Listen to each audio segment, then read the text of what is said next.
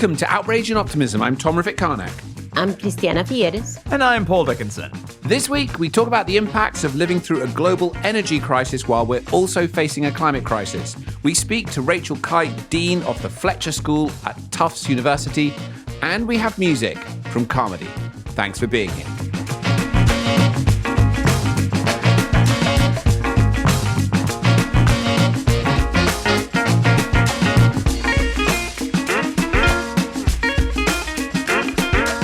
So anyone who's paying attention will know we have a full-blown cost of living crisis on our hands at the moment. Inflation is running at 10% in most major economies, the highest in decades, and this is driven primarily by the cost of food and energy.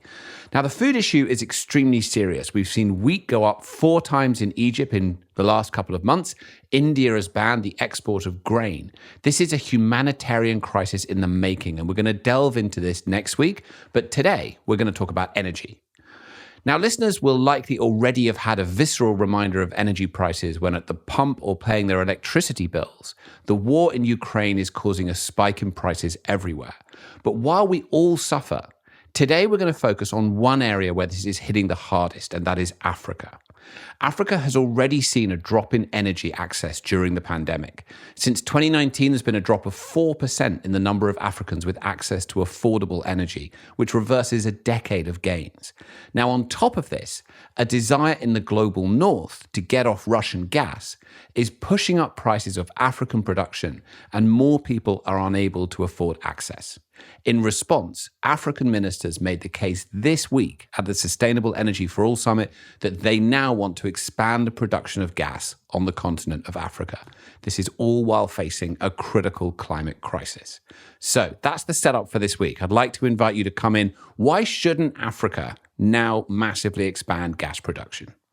Well, thanks for setting that up, Tom. But let's go first to the macro context. Because the Sustainable Energy for All Forum takes place, obviously, within the context of current climate factors that are breaking all records. On the same day that the African ministers are requesting support for gas, on that very same day, the World Meteorological Organization released its State of the Global Climate Report for last year, for 2021, because there's always a data lag here. Now, the scary thing is, it is a complement to the latest report that we had from the IPCC, but it actually is even more terrifying because they tell us very clearly that 4 of the key climate change indicators, greenhouse gas concentrations, sea level rise, ocean heat, and ocean acidification, actually set new records in 2021, and one can reasonably assume that it will only get worse in 2022. Now, without going into all of these details, let's just look at one number. I don't know, Tom and Paul, if you remember when we crossed the threshold of 400 parts per million concentration of CO2 in the atmosphere. I mean, it's not like it wasn't in our lifetime, right? It was just a few years ago. And already at that point, we were absolutely panicked. I remember that I used to start speeches by asking people, please take a breath of air and realize that this is a historic moment. For the first time in the history of humanity, we're breathing air that has 400 parts per million in it. Well, we're not at 400 anymore. We are now at 420. I mean, are we absolutely mad? Absolutely mad. And the curve is only exponentially increasing. It is just completely unbelievable. It is frankly terrifying what we continue to do. The Secretary General has responded to this report, and as we know, he has totally taken on the challenge of climate change as his main concern for the world. He responds with a scathing speech in which he calls fossil fuels deadly fossil fuels. He talks about incinerating our home planet. He is absolutely not mincing his words at all. he is terrified, as all the rest of us are. And then he also very helpfully puts out a 5-point plan of what we can do about it. And we will get to that. But how is it possible that knowing all of this, we still continue to burn fossil fuels and increase concentrations in our atmosphere, which has the direct effect that we just saw in India, Pakistan, Somalia? The deadly heat waves. That's the direct consequence. So let's go outrage, seeing as we're talking about it. I mean, I just cannot believe that, according to the UN in 2021, nearly 193 million people suffered acute food insecurity. But to your point about the parts per million, the last time, according to the NOAA, the North American Government Atmospheric Administration, the last time CO2 densities were at this level was more than 3 million years ago, in the mid-Pliocene warm period.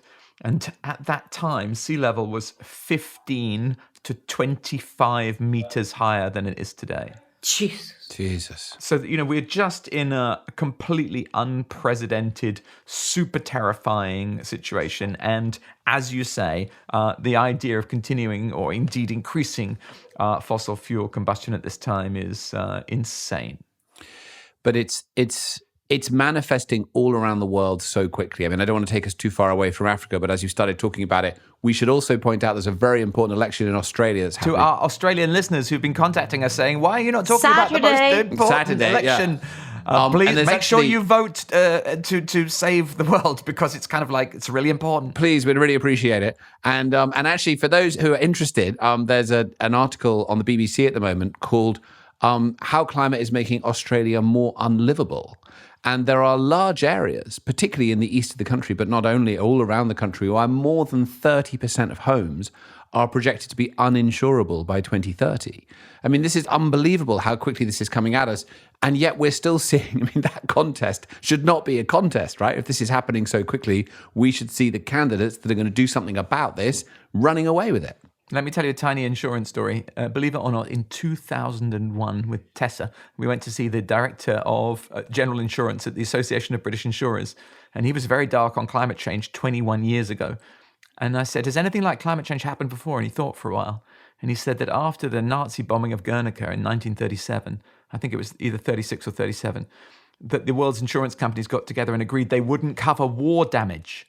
So all the renewal notices that went out in 1938 and 1939 said if your property is destroyed by war, we won't pay out. So unfortunately, the insurance companies are not Mother Christmas who are going to save us from this. They're simply going to put the premiums through the roof so no one can afford them, or simply withdraw. Yeah. No, they're already excluding, Paul, it's a very good point, but many insurance companies are already excluding highly vulnerable areas and refusing to give any insurance coverage. So, we're already at that point.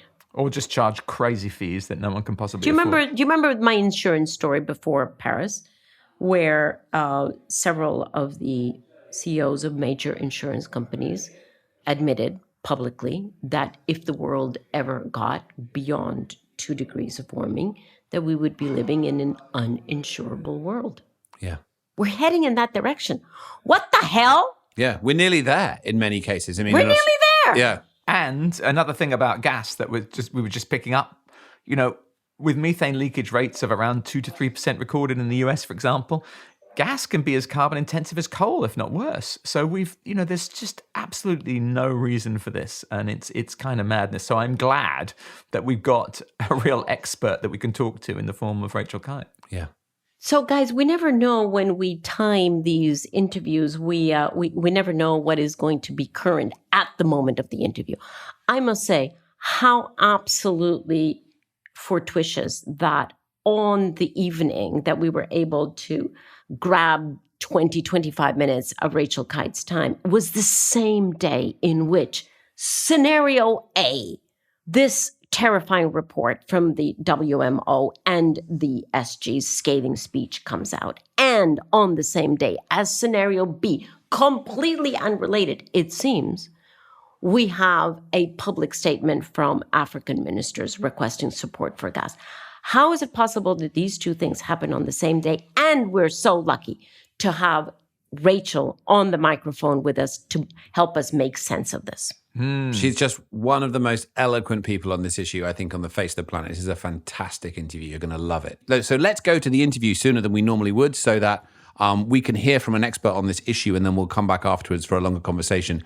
Rachel Kyte is somebody that we've known for many years. She is a remarkable leader in this space. Right now, she's the dean of the Fletcher School at Tufts University, obviously preeminent foreign policy school in the US, but she's had a long history in these issues. She was a vice president of the World Bank and the International Monetary Fund. She was also the CEO of Sustainable Energy for All, which is a part of the UN. And while she was serving in that position, she was also a special representative of the UN Secretary General. She was a close ally as we were going through the years running up to the Paris Agreement. Paul and I couldn't make this conversation because it happened late at night, so it was just Christiana. So here's this amazing conversation with Rachel Kyte, and we'll be back afterwards for some more discussion.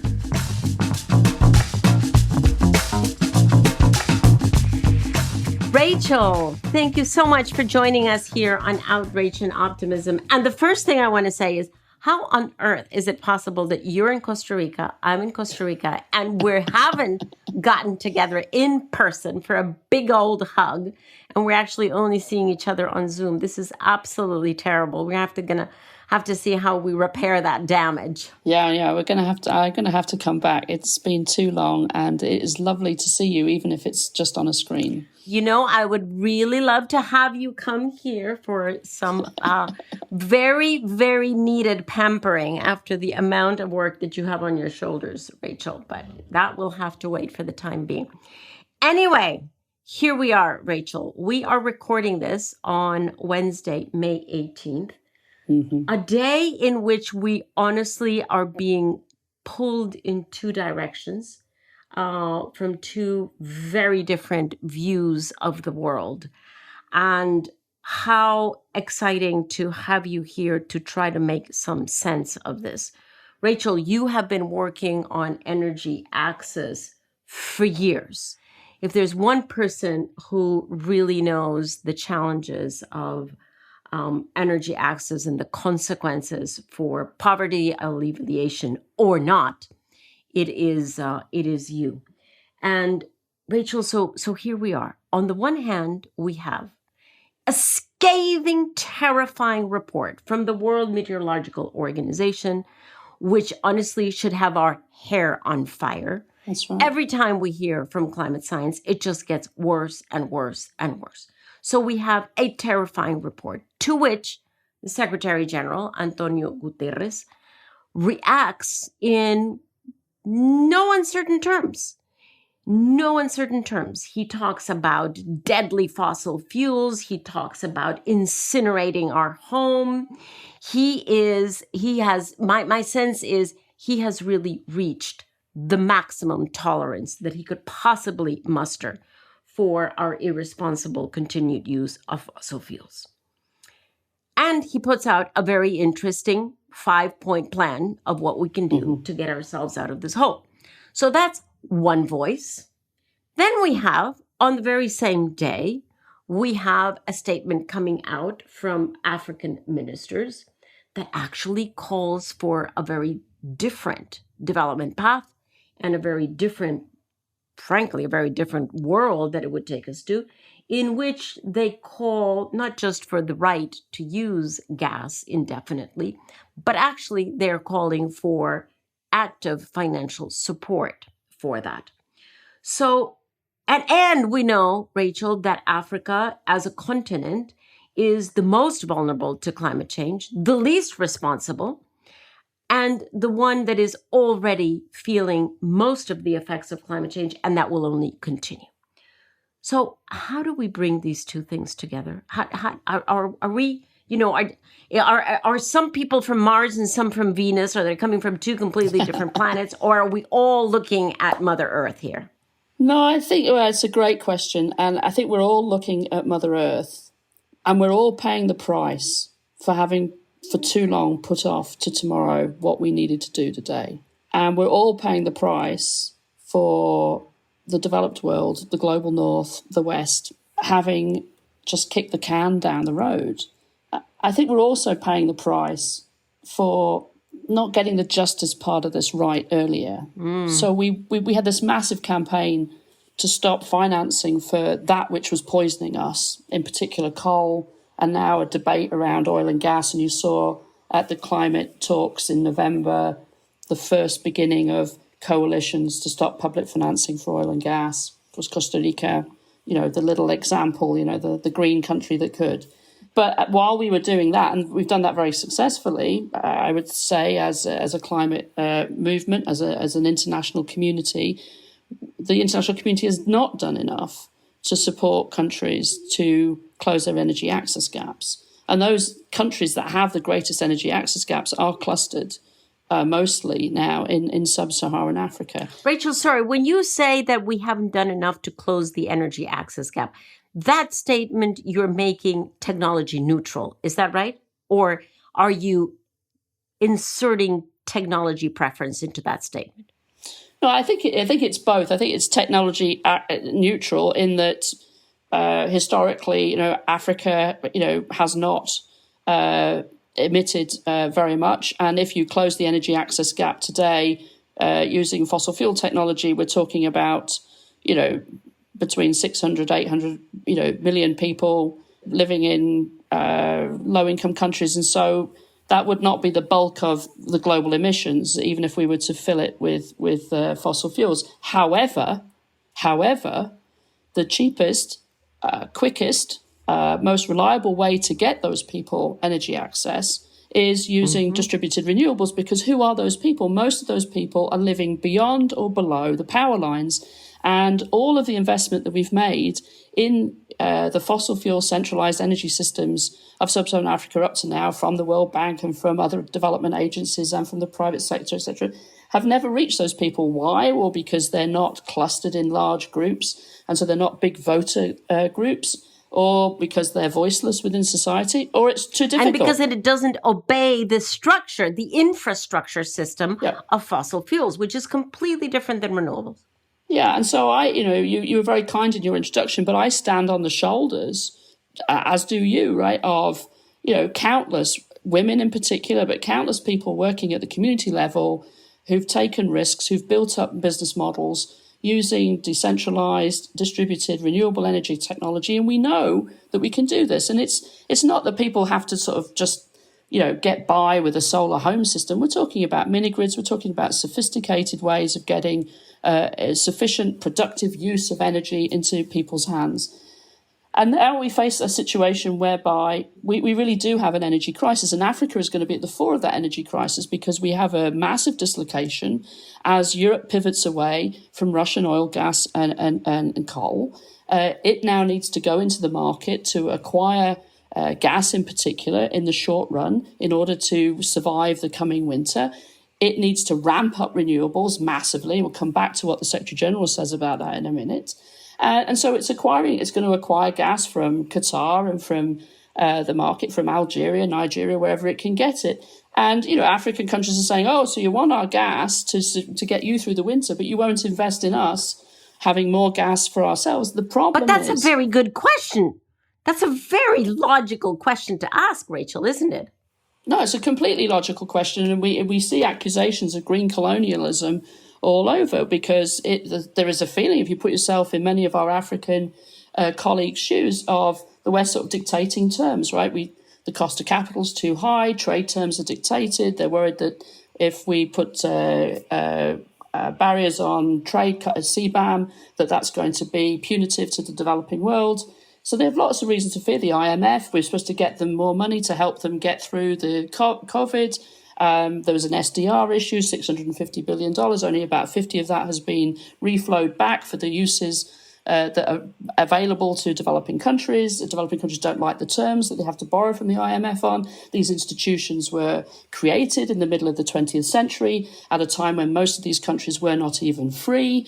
And so there's all this resentment, and you can understand why, because and then, of course, where's the 100 billion of public and publicly leveraged climate finance? That never materialized either. Oh, and where are the vaccines? Well, they never materialized either. So it's like insult after insult after insult. And so Africa's always like, okay, well, we'll do it for ourselves. However, doing it for ourselves is dangerous if it means investing in new gas exploration, new gas generating capacity, if we know that that is going to be a stranded asset in a very few years' time because we have to decarbonize. But then you have to ask, well, where is the West's support for this massive ramp up of renewable energy? And the truth be told, it hasn't been there yet. But can it be now? That's the question. It hasn't been there.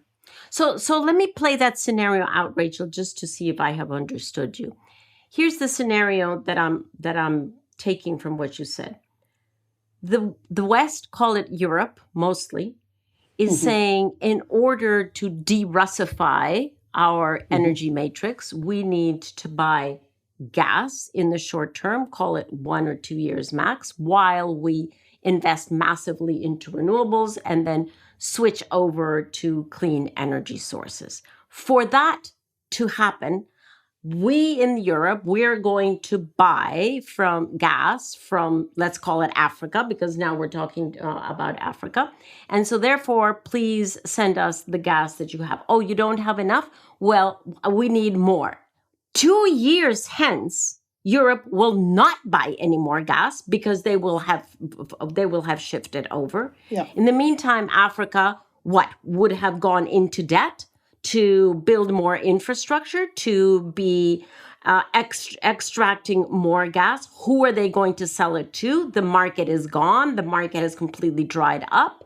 And it is not even a source that they can use for themselves because the structure of it, the infrastructure of it, is simply not up to the challenges of a well-distributed population that would be better off with distributed energy. Is that the scenario? Yeah, I think that's a good summary. And I think there's some little wrinkles in there as well, which is, I think before the war broke out with Russia's invasion of Ukraine, energy prices were already on the rise. There were already shortages and some pain points across many low-income countries, many middle-income countries. There was already pressure to, as gas prices were so high globally, there was already pressure to drill for more. And there's obviously a very, very well-financed and well-coordinated lobby. And, the gas industry, which was looking like it was losing the argument in the global north, had already switched a lot of its lobbying down to the global south. So this debate was already being cast. And then the war came along and I think has brought excruciating emphasis to this. And I think the other thing is that, the US is going to start, the US is in negotiations with the EU. They're agreeing on how much gas, LNG, they will provide to Europe. I think there are very good analysis from IEEFA and others that can be provided without any more exploration or any new drilling. But that's not the discussion in Washington. And then you see the same pressure in Canada. And so, even in countries like Denmark, where I think the Danish prime minister's come out with probably the most comprehensive sort of response, which is if you want to be a patriotic Dane, then we're going to double down on energy efficiency and we're going to double down on renewables, which would all be in line with what the International Energy Agency is saying. But even in a country like Denmark, where the massive, the largest part, the lion's share of their energy mix is renewable and has been for years, there's still a fossil fuel lobby. Let's open up Danish water for exploration of fossil fuels. So this is pervasive, and I think it's going to get worse. So it's not just an African issue, but Africa finds itself with, the largest number of people who don't have energy access. That's essential for growth and development. And the continent has really suffered badly at the hands of the dislocation of as a result of the pandemic, and now the effects of the war. So Rachel, Africa has become the focal point of this, and rightly so. So now here is today's challenge. Everything that we have said boils down to admiring the problem. Right. Enough of that. How do we get ourselves out of this? Do you sense that there is enough political will, financial savvy, long-term vision? Is there enough of all of those for the West, let's call it the EU, USA, Canada, and others to actually, in the conditions that we have right now, post-pandemic, Russian war, to actually make the financial commitments to help Africa shift over, despite the fact that African ministers have just called for the opposite? How do we get out of that? So the big ponderable here is whether or not the war has shocked people enough into the need for this extraordinary ramp up in renewable energy, which we should have been doing. Apparently not in Africa, right? That has not apparently not in me. Africa, but elsewhere. So bear with me. So you would have thought that the climate crisis would have done that. It didn't. But now the war has concentrated people's minds. The only way out of this for Europe is to ramp up renewables. The difficulty is that at the same time, we're also become very aware of what happens when you are overly dependent on one country in a supply chain, right? Russian oil.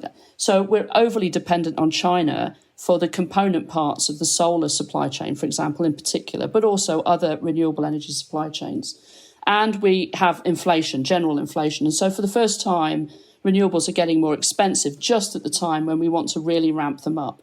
But that means that there's an opportunity, for example, for India. Still cheaper than fossil fuels. Still cheaper than fossil fuels. That, depending on where you put your subsidies, etc., but still cheaper. But that gives an enormous opportunity, for example, to onshore production or friend-shore production, as Janet Yellen has described. So making sure that your production of all the component parts of a solar supply chain is being made in a country where you are an ally and a friend and not in somebody that's potentially an enemy. So for India, for example, India has to ramp up its renewables anyway to meet its 2030 target that 50% of its electricity will be coming from renewables. It then needs to potentially ramp up even faster so that it can set off a green hydrogen revolution. And then it would have to ramp up even faster if it were to produce renewables that could then be exported to Africa and the rest of Southeast Asia, etc. But so this is now where people are focused. And the good thing is that they are focused. So what do we need? We need a ramp up, but and Rachel, we need to. Sorry, can I just push you on that one? Sure. Because everything that you've just said actually has to do with the U.S. getting its act together domestically, the EU getting its act together domestically, India getting its act together domestically. How's Africa going to get on to this transition if there is no helping hand reached out to it? Well, so I think this new focus that we do have to ramp up renewables means that as part of that package, it's not just renewables for Europe or renewables for the US, it's renewables for the world. And certainly if India builds its capacity, India could be a big partner for sub-Saharan Africa. And that obviously was being discussed. But if you talk to Ajay Mathur, the head of the International Solar Alliance, he will tell you that now's the moment. And now we really have to put the pedal to the metal. So then the question is, as we are ramping up and we're building this stuff, we're creating this stuff all over the world, not just in China, we will have to fix the blockages in the supply chains and the disruptions in the supply chains. So they have to be fixed. We need a massive global scale alliance to ramp up battery storage. That doesn't have to be in the global north. That has to be global. So Africa would benefit from that. And that's one of the things the Secretary General called for. We need to accelerate domestic reform, the policy pathway. That can be in all countries. I mean, at the Fletcher School, we're working across 5 African countries now, looking at the policy pathway so that you can ramp up renewables really quickly. This is where we could be working. And every lesson that we learn in one country, you could look at how it applies to another. Look at what Sebastian Kind is doing at GreenMap with a sort of regulatory and administrative pathway in a box, that countries could just take and use and plug and play, as it were. And then we need to, of course, get rid of the harmful subsidies. And that will apply in African countries as well as it does to many other countries. And then, of course, we need the financing. Now, this is really interesting because the Secretary General called for today was for the multilateral development banks, the Bretton Woods institutions, to get serious about this crisis and to really sort of put at the forefront the need to have this peace project, this ramp up of renewable energy. And in stark contrast, what the African ministers called for was a reversal of the policy in place for all MDBs at the moment, that they will not finance upstream oil and gas. And so you have a completely different view of what the role of multilateral finance is. Now, given who the shareholders are and the owners are, and given their commitment to aggressive targets by 2030 and net zero by 2050, I'm not sure that African call will land on fertile ground. But also from a multilateral development finance perspective, they should be doing more. They should be doing a lot more, but they should be doing a lot more to help countries, grow green. The economics, there's no economics that supports the reverse of that. Rachel, this statement from the African ministers, is your sense that this stems from any kind of, allegiance to the incumbent fuels because the new ones are still unknown? Or is it really deeper than that, which is poverty and energy access? Well, I think that's actually a really great question to ask many of our African colleagues, because there obviously has to be a rigorous public debate in each African country about its own energy future, and you see that there's no unanimity here. I mean, there's an extraordinary op-ed by Vanessa Nakate in Al Jazeera on the weekend, brilliant op-ed, laying it all out from the perspective of a young African who has watched the generations before her not do very well as a result of oil economies. And the work that I used to do, it was very clear that in the countries that had the greatest oil wealth or gas wealth, the energy access rates were no higher.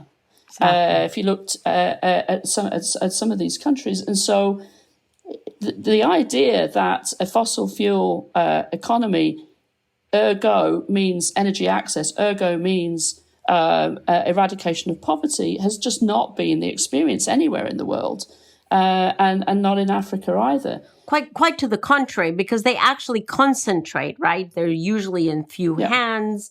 It concentrates. It opens up for a lot of I'm not sure how to say it, finagling. It definitely does not have the distribution of income or distribution of well-being factor and effect that one would hope. No, it doesn't. And then, of course, the environmental impacts have been tremendous. And, this is a major concern now in Uganda, where, the beginning of a new oil field really threatens the natural resources in the north of the country. But, as somebody who's, somebody who's European, somebody who's British, we have to recognise that Africa arrives at this moment in time in the bind that it's in because we've turned our back on them, and we've benefited from colonial energy systems for a long time. It's a question of two bads don't make a right. It's a question of now we know what we know. Where are we going to put our investment? And the responsibility of people like me is to work as hard as ever to try to get the global north, the west, to make that investment in the possibility of Vanessa and her generation being able to breathe clean air, being able to have reliable energy, therefore being able to set up a new business, therefore being able to have a health clinic that can be, effective, ready for the next pandemic. I mean, this is basic justice. This is human rights. Yes, it's energy policy as well, but it's all of the above. Absolutely. Well, Rachel, I am very sad to look at the clock and know that I have to let you go, but I will not let you go without asking you our final question that we impose on every guest.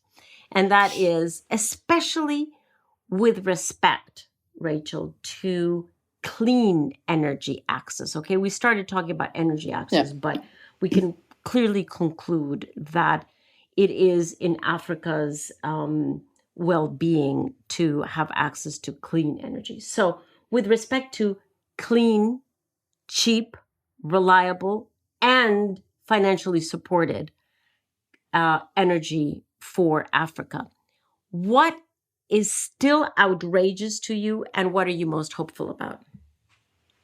It is outrageous to me that the fossil fuel industry would stride around any country, but especially a country where the energy access gap is as large as it is in many sub-Saharan African countries, and suggest that they are the answer to energy poverty, when they have not been the answer to energy poverty at any moment in their recent history. And to use the same talking points that the coal industry were using 10 years ago, it's almost word for word. Peabody Coal had a campaign with the World Coal Association to suggest that coal was the answer to energy poverty about, 10 years ago. And almost word for word, those are the talking points of the gas industry in many cases today.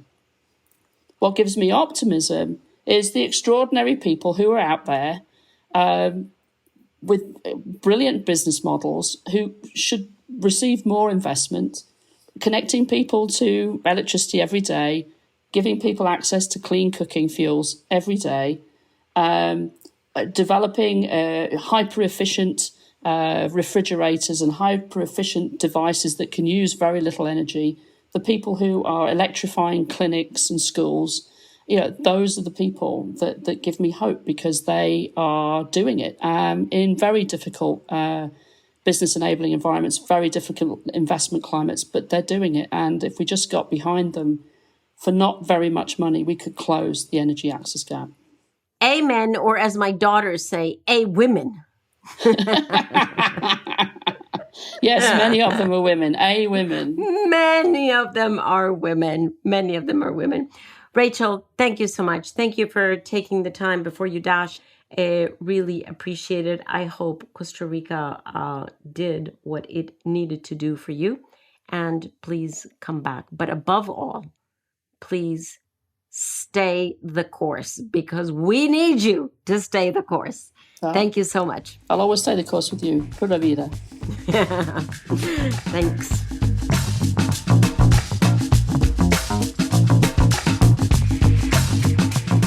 So that, I've got to say, I think I learned so much in that conversation between you and Rachel Christiana. I thought it was incredibly insightful, very clear in its analysis of what the issues are and how we can move forward. I'd just love to hear any comments from both of you. Christiana, maybe you first. What did you leave that discussion with?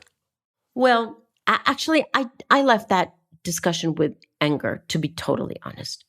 Because how is it possible? How is it possible that the fossil fuel industry, because this is the only thing that I can possibly imagine, would have lobbied, brought arguments, whatever was being done, obviously never fronting themselves, but through other agents, to convince African ministers of something that is frankly so inane. It is not their fault that they are asking for this, because it makes a hell of a lot of sense. If you look at the situation that we're facing right now, fossil fuels, skyrocketing prices, of course they want a part of the game. Now, here's why I'm so angry. Because there are two arguments that one can bring for wanting to explore, drill for, and use more fossil fuels. From a domestic point of view, of course, they say, look, we need to continue our development, and hence it seems that gas seems to be the most promising fuel for that development. Really? Well, how come it wasn't in the past? Gas has been around for 50, 100 years. Why has it not fueled the domestic energy matrix of these countries? Because it can't, as Rachel has already explained. Because gas and coal and all of the fossil fuels are highly concentrated. They are not the kinds of fuels that can be used for distributed energy demand. So if they haven't solved the problem in the past, how come they're now miraculously claiming that they can solve the problem now? It is absolutely bonkers to argue that fossil fuels can be a solution to domestic energy supply. Then you have the other argument. No, maybe it's not for domestic energy. Maybe it's because we want to use these fuels for exports and use them as an income. Okay, but let's look at that. It'll take several years to build up the infrastructure, let alone drill, explore, extract natural gas if they're not doing so now. This is not going to happen over the next 2 to 3 months. In fact, it won't even happen over the next 2 years. Meanwhile, international demand for fossil fuels is falling because we already know, accelerated by the Russian invasion of Ukraine, we know that everyone is understanding that they need to become more energy independent. And so countries are investing much more into their own domestic energy. So international demand for those fossil fuels is falling, meaning they will become stranded assets just 2 or 3 years from now. And then what? These African countries are going to be saddled with a debt because the exploitation of fossil fuels is not going to come as a grant. It'll be a loan. That's what they're asking. They're asking for the development banks to give them loans to exploit fossil fuels. Then they're going to be saddled with a debt that they will not be able to pay because they won't be able to export these fossil fuels that no one wants anymore. How absolutely, frankly, cruel is that situation? It just makes me horribly angry. In case you haven't noticed, I'm really irate about it. I'm trying to work out a technology to turn your anger into energy because we could power the entire world with what I've just seen. For those viewers who are listening only, the eyebrows fully deployed. And look, Christiana, you have a huge heart and that makes you into a great lioness. And when I think the world hears you when you speak. Look, there are massively overstated projections for the potential of gas. And as you say, these threaten to burden the governments, African national governments with wasted investments and unsustainable debt. Now, what's going on here? I was shocked but not surprised when Rachel said that the coal talking points were being used again. Yeah. And what's going on here is, it's money on lobbying. Now, some people think that they've got a kind of duty to make a profit, but I think we need to recognize there is an evil profit duty. Some people feel they have a duty to be evil, to make a profit, and maybe kill people. And that's not a duty to make a profit. That's just evil. And we have to recognize the profit duty when it causes you to be evil, it cancels out. No one has a fiduciary duty to be evil. These powerful lobbying groups that are promoting gas, they will never acknowledge the risk of carbon border tax adjustments in the future. They will never acknowledge that these investments will, at some future point, end up being useless because, that's not the lens that they're looking through the world. But we need to acknowledge in a mature and honest way that the oil and gas industry has massive political power and aspects of it are criminally irresponsible at this point, evil. Yeah, and that evil nature of the fact that the transition is unfolding with momentum in many northern countries, and as a result of that, potentially some of the same companies are now finding another avenue for the lobbying and exploitation, which is increasingly vulnerable people, is the piece that really just pokes at that sense of injustice that you just explained so eloquently, Christiana. It's outrageous.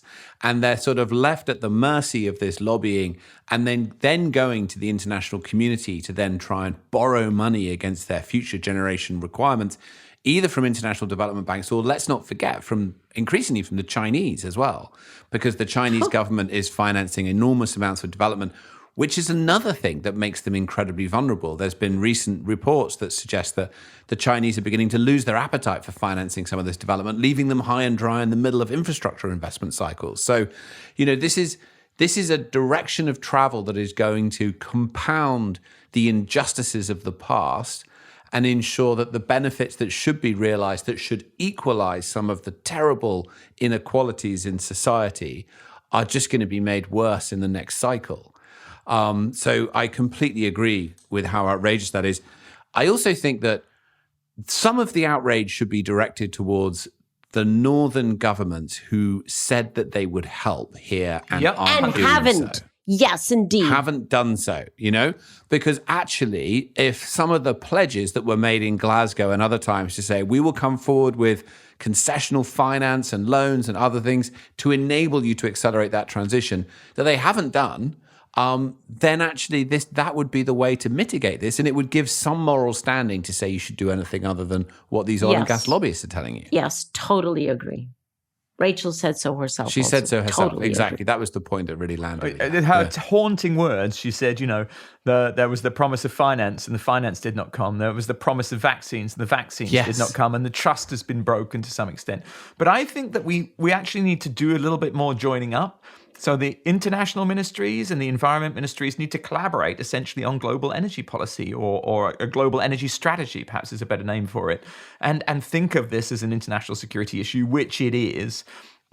It's a great time, I actually think, for smart people to get into politics or to get into the renewables industry and push the lobbying. One of the things we don't realize is that when we go and buy a whole bunch of solar, for example, that typically will be manufactured often in China, and then we don't get lobbying dollars coming into our politics. Whereas if we go and buy gas, then we get lobbying dollars coming into our politics. So we've got to recognize there's a kind of asymmetry here. And we need really talented people to get into the renewables industry and talented individuals in the renewable industry and to push for the advantages and the investment and the essentially the development support that the oil and gas industry is seeking now, particularly the gas industry, that belongs to the renewables industry, and we need the best people to focus on getting that support. And where some of that momentum is coming from, I don't know about the lobbying piece, but Christiana, I don't know if you want to come in on that, and this is some of the good news stories that are happening at the moment, is they're actually coming from philanthropy, right? So we saw this week, Bloomberg Philanthropies came out with $232 million to look at energy transition in Africa. Hopefully, I'm sure that will be leveraged in a very smart way to make that more substantive. There's the new Global Energy Alliance for People and Planet, which is a multi-billion-dollar fund that's been brought together by Rockefeller, IKEA, and the Bezos Earth Fund in order to finance and leverage to support the energy transition. So these are some of the more innovative models. And it would be nice, though, to see governments pile in behind some of those things and actually increase the capital available. That's the whole point, right? The whole point of this philanthropic finance is actually to contribute to the blended finance, right? To take down some of the risk and attract much, much higher levels of finance, because we need the much higher levels of finance. It's just not going to be done on philanthropic wallets, but they can absorb some of the risk, as well as some of the development banks can also absorb some of the risk. So, urgent moment for blended finance. Blended finance, and also, aggregating this together, because, there may be country risk here or country risk there. But when governments collaborate at scale in multiple countries, then that risk is mitigated and we can progress. Yeah. So those are the way forward. I mean, none of that's easy, right? But that's what's needed. And we've tried for a long time to get this right, but now we actually have to do it. And we have to find the structures and the mechanisms and the financing models that actually facilitate this, because we now see the risk, right? Which is actually the side that have been holding us back for a long time are still very active, and they still have the potential to hold us back. Anything else either of you would like to add before we go to our music this week? Just one quick thought, another comment. Please. That it was Rachel quoting Janet Yellen's talking about, this idea of producing onshore and then producing offshore, for example, in renewable energy, and Yellen referring to friendshore. And it is true that we do need to think about kind of political security of our supply of critical technologies, particularly in renewable energy, in storage and in some of these technologies, because this is a big thing that we're going to do. We're going to get ourselves off the oil and gas that's coming from regimes that we find unacceptable, and we need to do that with thinking about security of supply of our renewable technologies. Yeah. Christiana, you're still caught in your outrage, I think. Yeah, I'm still caught. Yes, I'm still sitting here with a rock in my stomach, honestly. And yes, we all have the moral obligation to move towards solution space. And I really put my energy into that. But right now, I'm just sitting with this rock in my stomach. I mean, it's double trouble, right? It's double trouble. The African continent, as we know, is the most vulnerable continent to all kinds of climate impacts. And then on top of that, we increase emissions, and we support them to increase their emissions, for God's sake. And then we saddle them with this unpayable debt. I mean, how can we still call us human to do something like that? It is so immoral. It is so immoral. It is so unfair. I'm sorry. I'm just... No, we're with you. I'm pissed is the word. I'm just really pissed.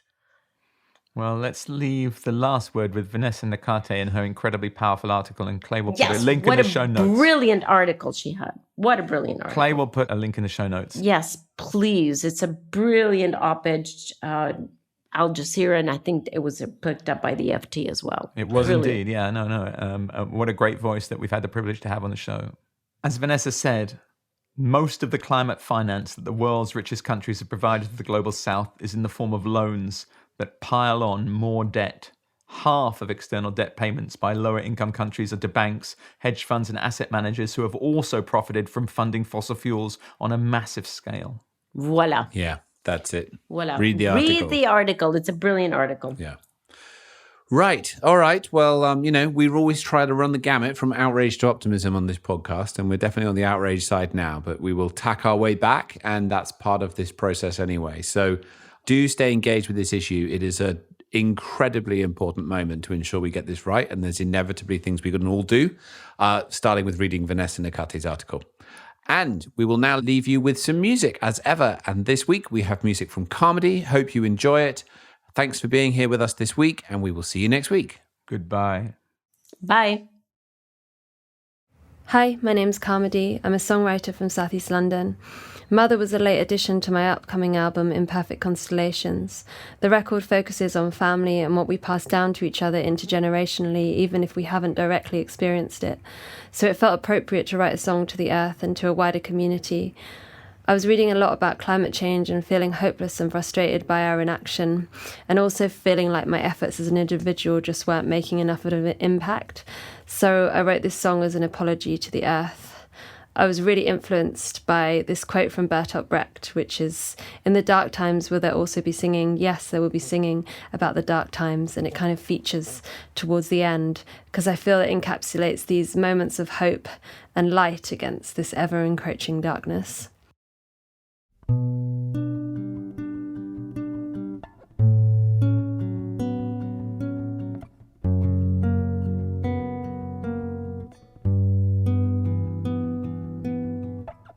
Is there nothing I can do to save you now?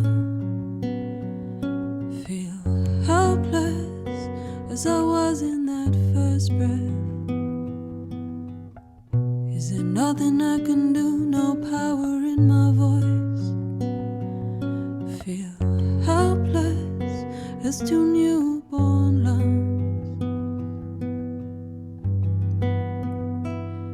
Mother, I'm sorry, I'm a part of your blue.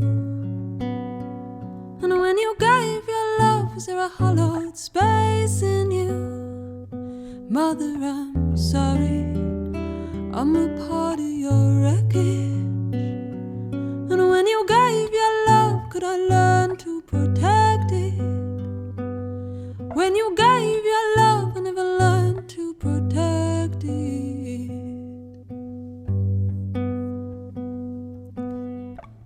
Can you be reborn when you're falling apart? Twist this hurting into gold. I'll be there at the start. No, my song won't soothe your ways, won't be baptized, cleansed of heavy, lonesome days. Mother, I'm sorry, I'm a part of your blue. And when you gave your love, was there a hollowed space in you? Mother, I'm sorry, I'm a part of your wreckage. And when you gave your love, could I learn to protect it? When you gave your love, I never learned to protect it. And will we swim?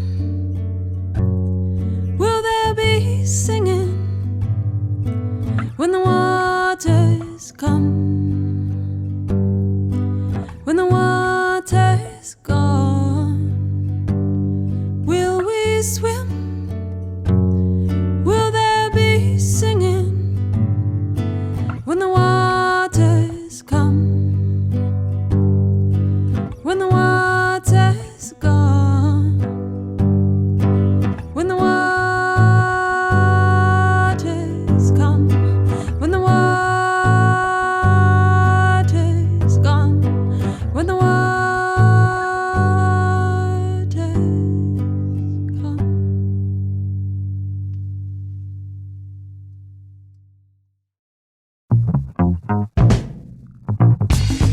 So there you go. Another episode of Outrage and Optimism.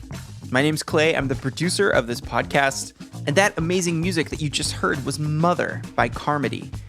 I've been streaming Carmody on Spotify this week. I'm a huge fan of these guitar tones on her latest EP. And as you heard in the track, she's a phenomenal guitar player. Her debut album, Imperfect Constellations, comes out on July 6th.